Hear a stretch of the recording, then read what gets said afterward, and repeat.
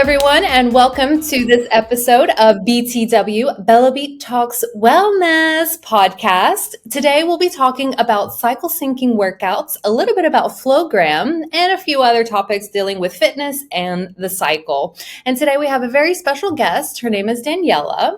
But before we get into all of this wonderful, cool stuff, I want to introduce the audience, the new listeners to By the Way podcast. While there's plenty of other podcasts out there and plenty of channels dedicated to discussing health and wellness, often these topics are explored or delivered in a way that's not really specific or relevant for women. So BTW Podcast has been created by the Bellabeat team to open a space to talk, to explore, and to really dive into topics that concern the health and the wellness of women.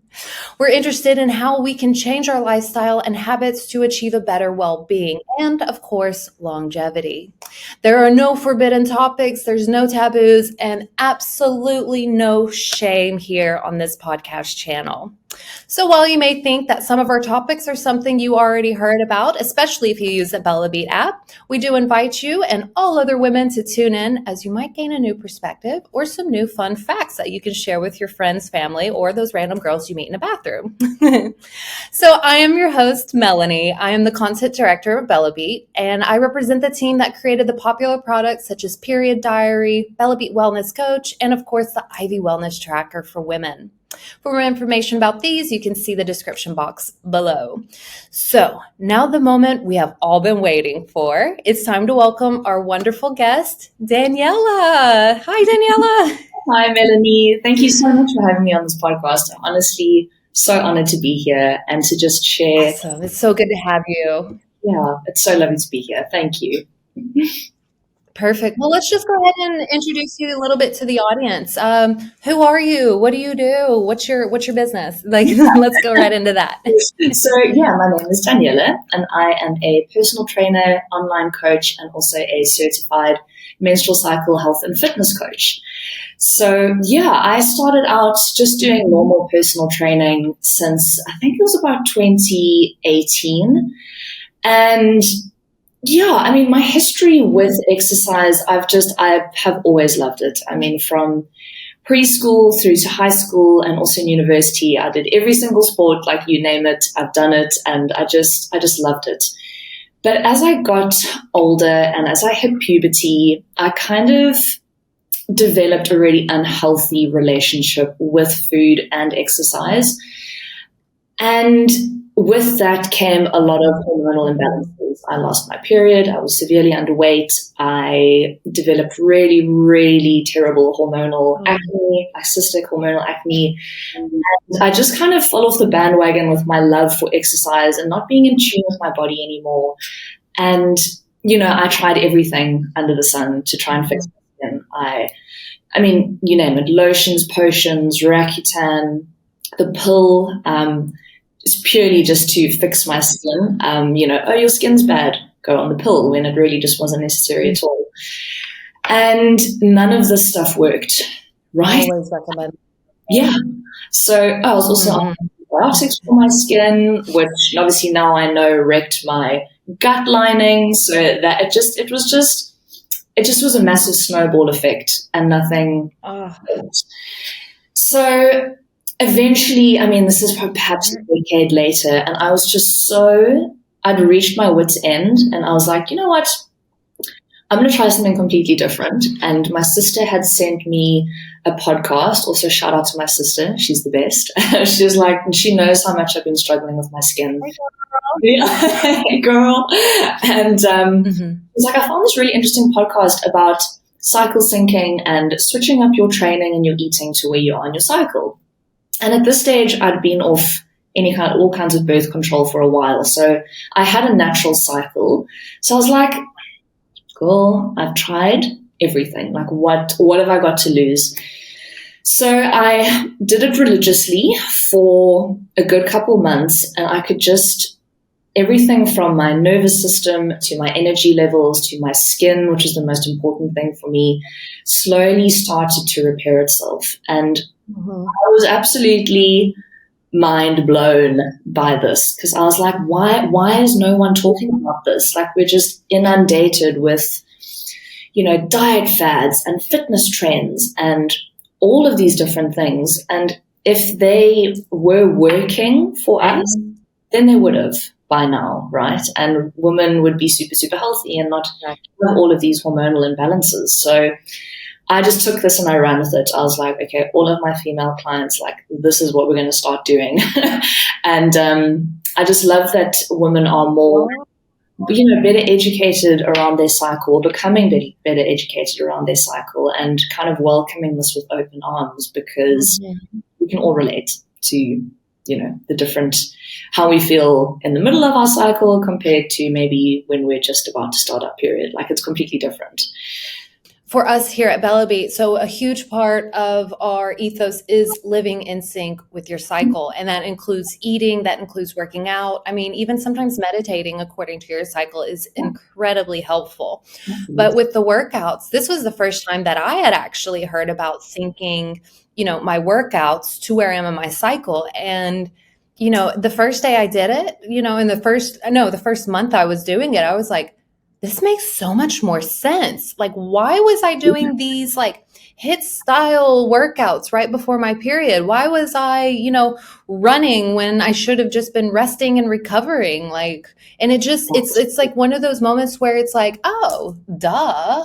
Yeah, exactly. And this is also something that I really am dying to speak about as well, is because the health and fitness and like diet culture is very much, it revolves a lot around more of a male-centric model, because if you can believe it, only up until 1993 did the FDA actually legislate that women need to be included more in these medical and clinical trials. So essentially, up until 1993, all of the subjects in all of these tests and clinical trials have been males. So, and it's quite, it's a little bit wild to think, because women are the biggest consumers in the health and fitness industry, and yet none of this stuff is actually targeted towards us. So, there's high carb, low carb, no carb, there's intermittent fasting, there's keto, there's HIITs, there's all this stuff, but it is centered around, the male hormonal system and not the female hormonal system. Exactly. So that's why it's so, so important to really get in tune with your body and to kind of block out the noise, because we are so different to men. We are not just tiny men. We're not like the same, except we just have a uterus. There's so much more to it than that. All right. So it's so much more.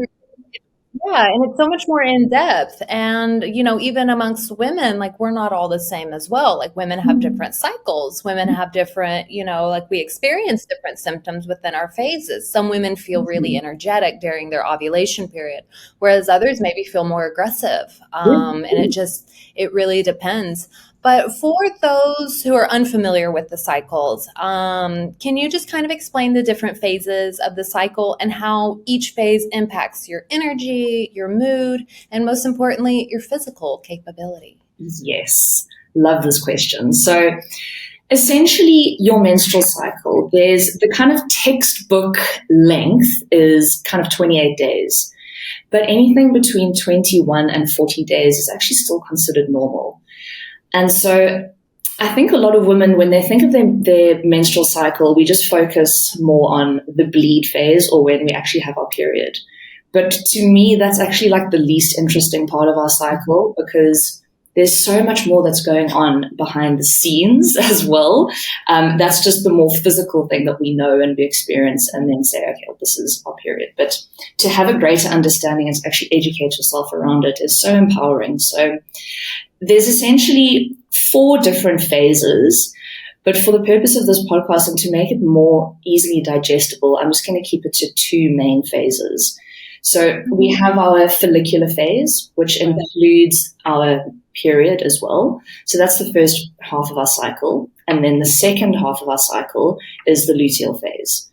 So day 1 of your cycle is when you start your period. So this is when all of your hormones are at their lowest. So yeah, this is, we all know when it's that time of the month. So, and then what happens from there? Yeah, I mean, we actually had a discussion before the podcast. We're both in the same phase, and that is it. So, yeah, so basically all of our hormones are the lowest, and then, so this is still a part of the follicular phase. And then from there, the follicle within the ovary, like the egg, starts to mature.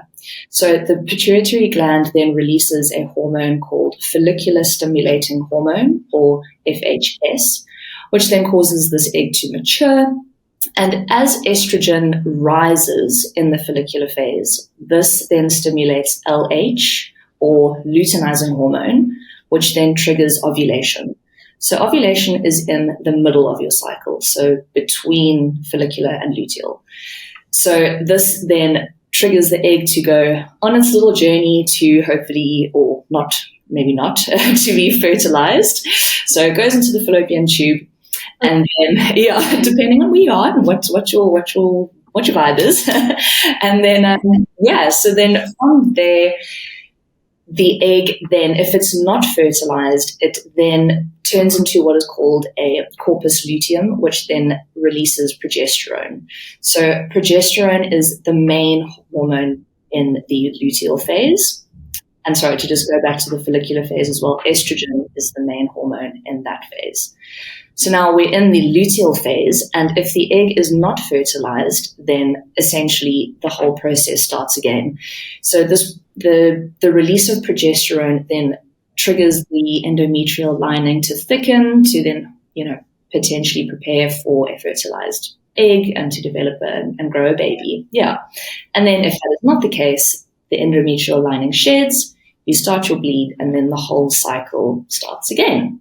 So that is the menstrual cycle in a little brief overview. So I would really encourage women to Google, if you are listening to this, Google and download and study a little diagram of the menstrual cycle, because it's so important to know what the different phases are and what your hormones are doing, because that in turn allows you to be more empowered and to also just give yourself a little bit of grace as well when your mood is shifting. You'll be like, oh, yes, okay, that's because I'm in my luteal phase now. So, in terms of the energy and training and mood, when you are let's backtrack. I'm sure for many of us, we, at some parts of our cycle, we're like, we go for that run or we do that workout and you just feel like superwoman. You can just go and you're feeling great. You can lift a little heavier. You can run a little faster. Do anything. Yeah. And then you could do that exact same workout a couple of weeks later and you're just feeling a little flat and you're feeling a lot more fatigued, a lot quicker. And I'm here to tell you that it is not a lack of motivation. There's more things at play here. It could be your nutrition. It could be your sleep. And it's very much also hormonal, so where you are in your cycle as well. So if we go to the, also please stop me if I'm just rambling on, like if you want to ask some questions in between. No, this is also wonderful, and it's so it's just very awesome, and you're doing a great job of explaining it. This is very great. This y'all, those who are listening or even watching, this is the 101 of the cycle, and it's so important for women to understand what's happening because, as you said, being in tune with your body. I am such a advocate for being in tune with your body. I want to know why I'm feeling which way, and I want to know what's best for my body. So please carry on. This is wonderful. Yeah. Amazing. Good. Yeah. So then in terms of your training for the different phases. So if we start with the follicular phase. Yeah. So that is where I mentioned that estrogen is the most dominant hormone. So estrogen is actually an anabolic hormone, which allows us to have increased levels of energy. We feel fitter, we feel stronger, we also have a greater capacity to recover a lot quicker as well. So that's why you feel you can lift heavier, you can go a little bit faster. Your mood is also enhanced as well in this phase.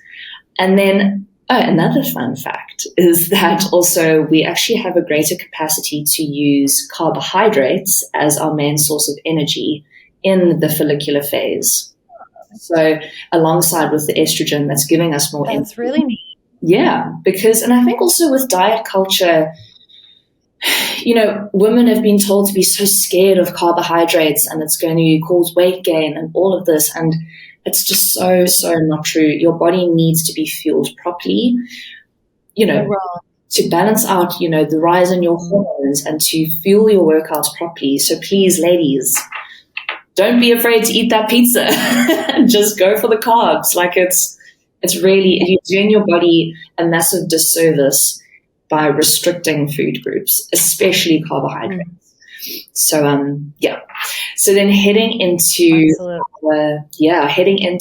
the luteal phase, that is where progesterone is the most dominant hormone.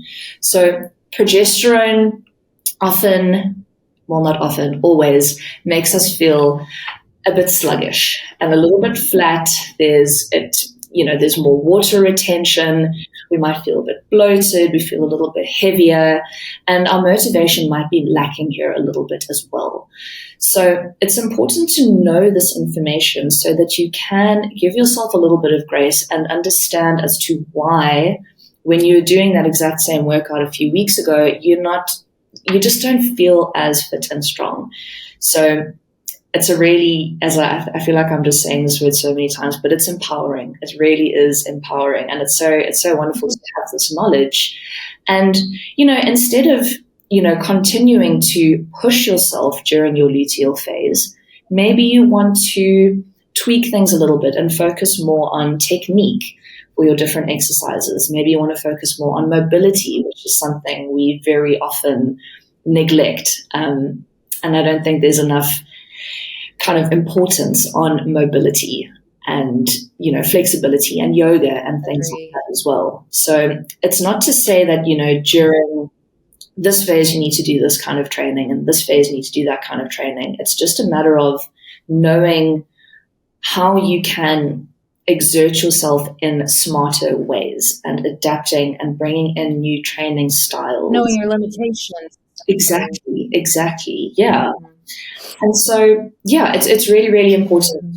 So just take all of this into account and just kind of run with it and block out the noise of, go hard or go home. And, you have to be like drenched and sweaty. Go hard or go home. Yeah. Like that's just really, really not the case as well. Another thing also I'd like to mention for the luteal phase is that our body temperature naturally increases. So with this increase in your body temperature, you actually have more of a difficult time sustaining endurance activities. So like long distance running. So that can affect things like your heart rate, your breathing, your VO2 max, your RPE or your rate of perceived exertion. So another thing to note, so the increase in body temperature in this time can also affect your training.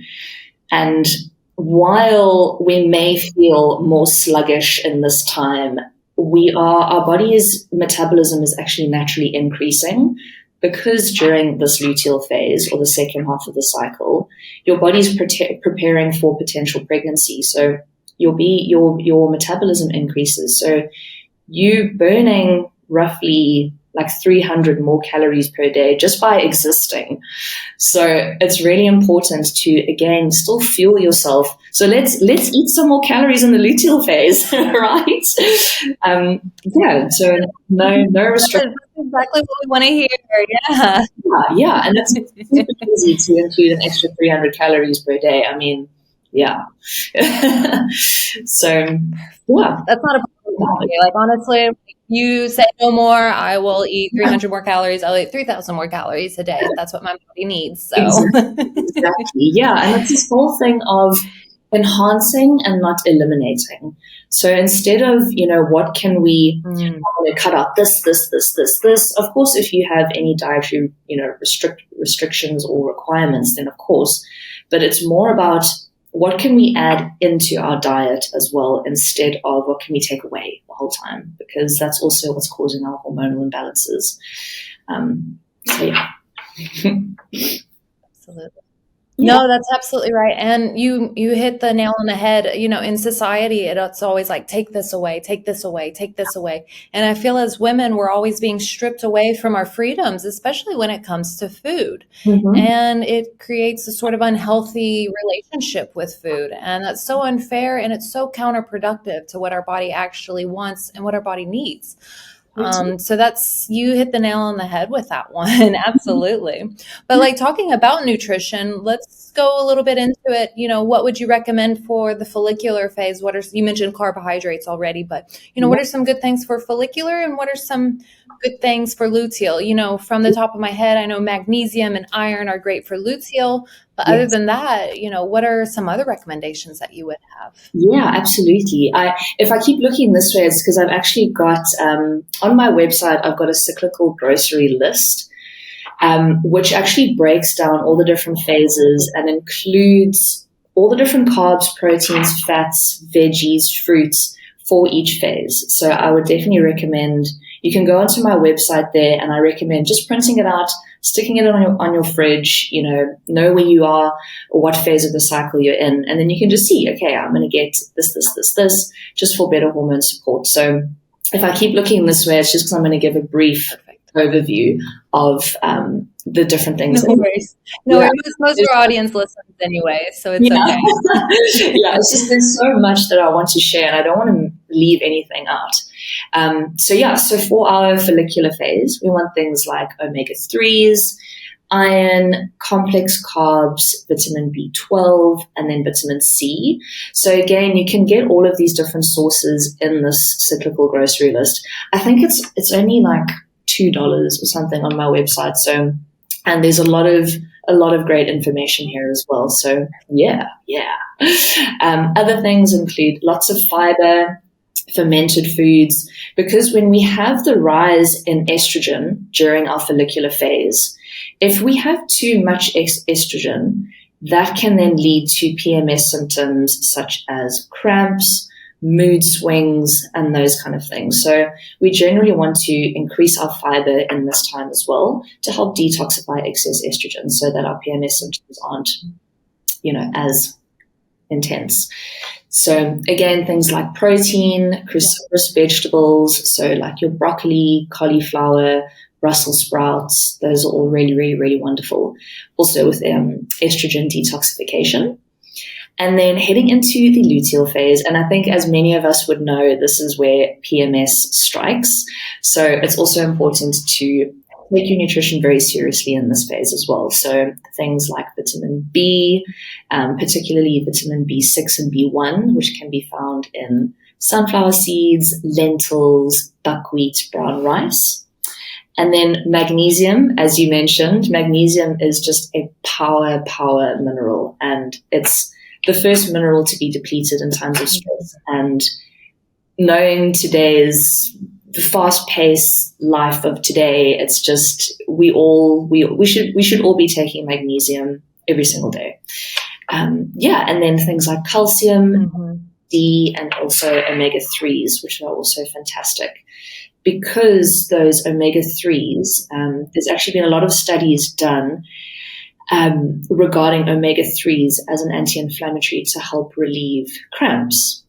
And it's shown that with consistent consumption, or if you're taking it really regularly and consistently, it can dramatically reduce your menstrual cramps as well. And I've been taking it for years, and I can attest to that. It's instead of just popping pain pills. You can attest to that. Yeah. Instead of just popping pain meds, when you just about to start your period, when you're on your period. So invest in a really good quality omega-3. Absolutely. And going on that, whenever you say taking a painkiller, like, it takes your liver time to process that. And if it's processing the painkiller, it's also trying to process that estrogen. It's trying to process all these other things, and it can actually do more harm than it can good. And it may be like a short-term solution. But if you can, of course, like, it's all depends on accessibility and if people are able to. But the same, I can also attest to when I eat by my cycle and I eat the nutrition that my body needs when it needs it. I'm really big on spinach before my period and lentils as well. Like that's all I cook. And my partner's like, can we please have something else? And I'm like, my body needs it. But I feel less, yeah. But I feel less symptoms of PMS, and my PMS symptoms are usually, I cramp before my period or mood swings, bloating, just swelling, joint pain, acne, tender breast. I could just go on for days. But when I eat right throughout my cycle, it's like they're non-existent. Exactly. And it's incredible, the power of food, those power ingredients, which is also what we have in our app as well. But they really do help. Yeah. It's not a lie. They help. Exactly. Yeah. And I mean, you can go into supplementation as well, but ideally we want to be getting all of our minerals and nutrients from food first, right? And sorry, just going back on, you touched on the liver, which is such a great topic as well, because I mentioned fiber in the beginning, and then also vitamin B, and they actually work together really beautifully to help assist the liver with the detoxification of excess estrogen as well. So including your vitamin B sources from food ideally, and increasing your fiber, which will also in turn have a really positive effect on your PMS symptoms. So, and on the topic of PMS, there's actually a couple of things as well that will for sure escalate your PMS symptoms, and we're all guilty of it. Girl, I'm even guilty of some of these things, but all we can do is look, we're all just a work in progress. Never a failure, always a lesson. So even if we repeat the same thing again and again.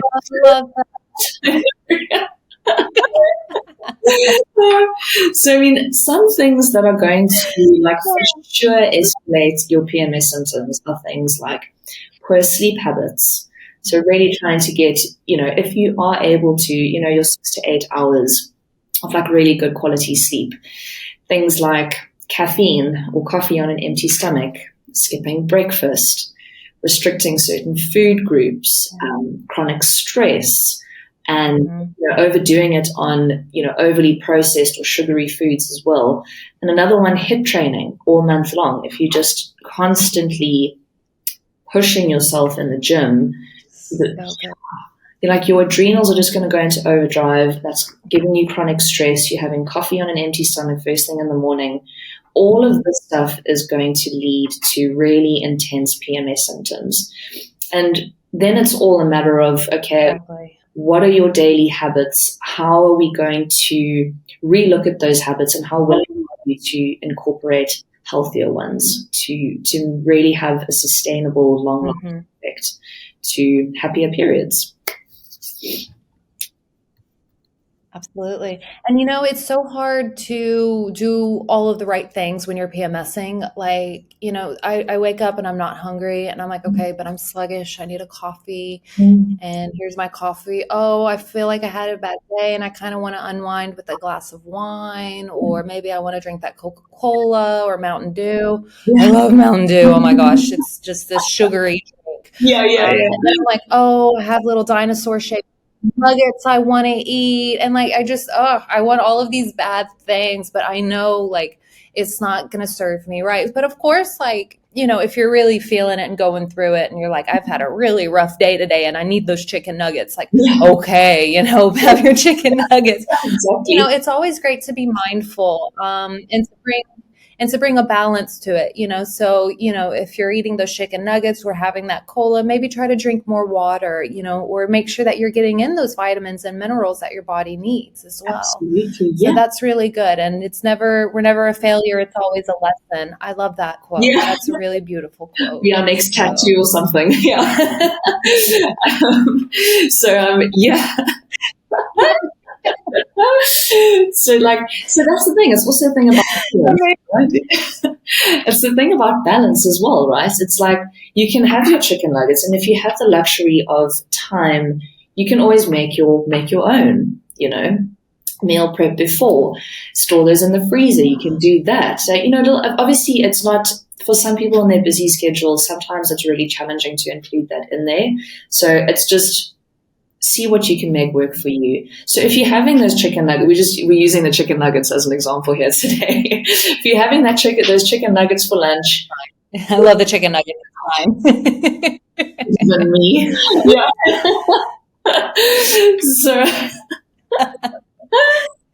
then just making sure, that your next meal is just loaded with like beautiful vegetables. You're eating the rainbow. Like that's all it is. It's just all about that balance and enjoying food, not being terrified of it. And as coming from someone with a history with disordered eating, I was orthorexic. So I was like, I have to eat so healthily and would like demonize food groups and this and that next thing.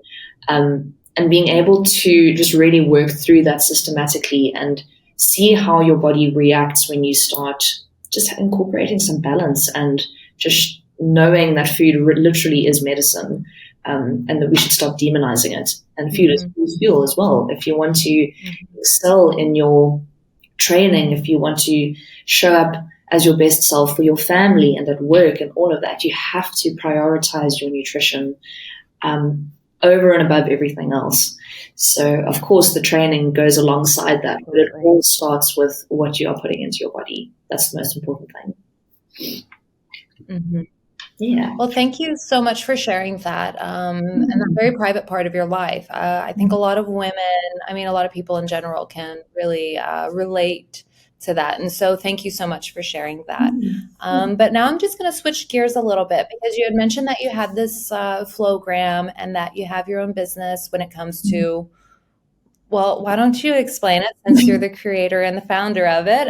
So yeah, tell our audience a little bit more about Flowgram and basically what somebody can expect from it. I know there's an 8-week guide, but yeah, why don't you just go ahead and give us some details? Yeah. Yeah, so I created, it's called Flowgram. So it's a program that takes your flow into account. So Flowgram was born. And it's an 8-week guide, which includes an extensive educational section all around your hormones, how they're fluctuating. So you can really do a deep dive into that and get a greater understanding of what's going on in your cycle. So it's all through the Thinkific platform as well. So there's written format, and it's accompanied by videos. We also have 8 weeks worth of training in there as well, all according to the different phases of your cycle. So if you are tracking where you are in your cycle, say you'd open up your app, okay, I'm on day 11, you go into the calendar, you see what's scheduled for day 11 for your workout, you'll do that, and then you'll follow it accordingly from there. So all of the workouts are tailored with regards to intensity, based on the different phases of your cycle, which is quite nice because they all follow along videos as well. They can all be done from home, very minimal equipment. Yeah, literally just dumbbells, a booty band, and like a chair or something that you feel comfortable enough stepping up onto, just please don't hurt yourself. And don't want to be held liable for any injuries. So, and then at the end, then at the end, I've also included, there's 24 recipes as well. So there's 6 recipes per phase. So 2 breakfast ideas, 2 snacks, because snacks are everything, and then 2 lunch and dinner ideas as well. Yeah. And that's all using the different foods within my cyclical grocery list. So another thing, so I know I keep going back to this grocery list, but it's a really great way to experiment and get creative in the kitchen as well. You take these different foods, maybe alongside the recipes in Flowgram, mix and match, swap out some ingredients. If you don't like, you want to swap it out for something else, then it's a really, really beautiful way to eat in tune with your body and just get a kind of like better understanding of everything. Yeah. And I'm actually, I think by the time this podcast goes live, I think my ebook will be ready as well. So it's a free ebook. It's all about, I know, yeah. It's all about how to adjust your training. Congratulations. Thanks. Thank you. How to adjust the different training variables. So things like your rest periods, your sets, the reps, all of those types of things, how you can tweak and adjust those to the different phases of your cycle. So it kind of takes the guesswork. It's more of a focus on weight training with this ebook.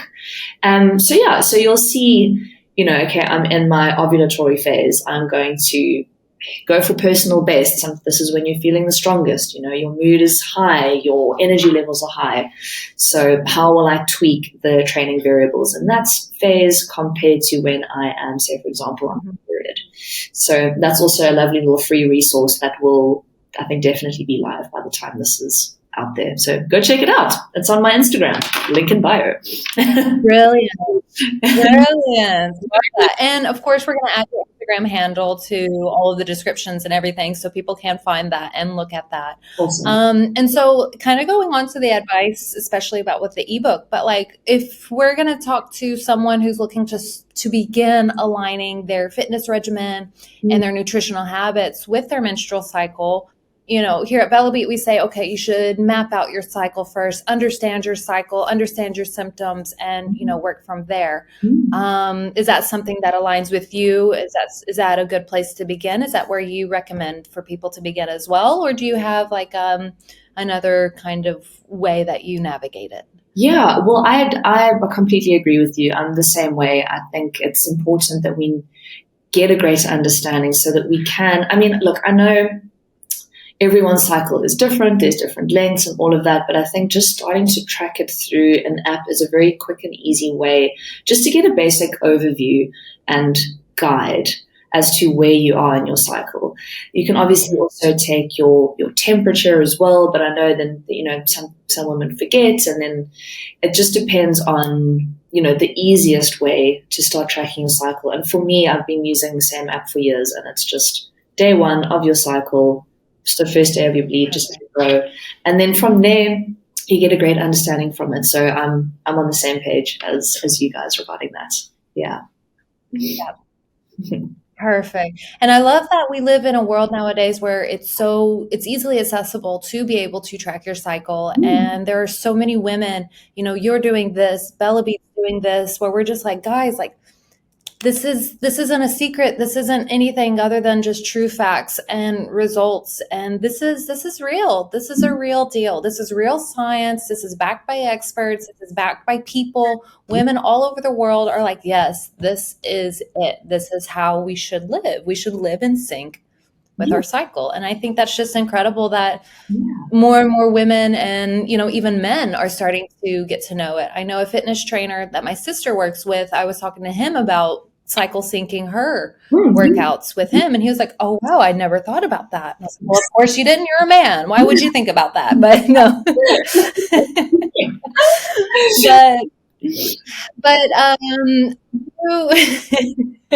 But I do love to ask all of our guests this, especially when it comes to advice. I like to do 3 and 3. So let's start with, what are 3 things you would recommend somebody start doing? And what are 3 things that we should stop doing? And by somebody, I mean women and our listeners and our audience. Yeah. So what would you advise? 3 good, and what are some 3 things to stop? Oh, this is a good one. Okay, so 3 things to start doing. Well, number 1 would be to track where you are in your cycle. So know where you are. The next one would be to focus on proper sleep and stress reduction, number 2. And then number 3 would be to educate yourself around proper nutrition and how you can train according to your cycle as well. There's plenty of resources out there. I've got on my website as well, free resources. I'm not trying to do like a self punt here, but I want to share as much information as I can, because it can be a very daunting and overwhelming thing, because for women, we've just thought, okay, my menstrual cycle is my period and that's it. but having a greater understanding of that. Track your cycle, get a greater understanding, focus on rest and recovery, so your sleep, stress reduction, and then slowly start incorporating things that are going to help you feel more nutritionally balanced in terms of your meals. So we're eating healthier, we're opting for whole foods, and we are listening to our body cues in terms of our training. I hope that does that make sense? Yeah. That makes perfect sense. That is amazing. Yeah. Like, we're going to turn this into a TikTok clip. I guarantee that. Going viral, baby. Yeah. And then, yeah.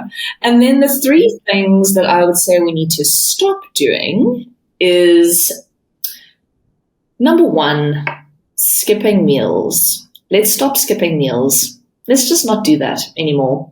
We don't need to do that. That's not, because also then that's messing up our blood sugar levels, which is then in turn also contributing to PMS. So let's stop skipping meals. And number two, no more coffee on an empty stomach, please. Please. I would rather, yeah, I know. Girl, I did that today as well. Look, as I say, we're always a work in progress, right? You know, if you're someone who really is not hungry in the mornings, then I like to first have my green powder, little supplement that I use, have that.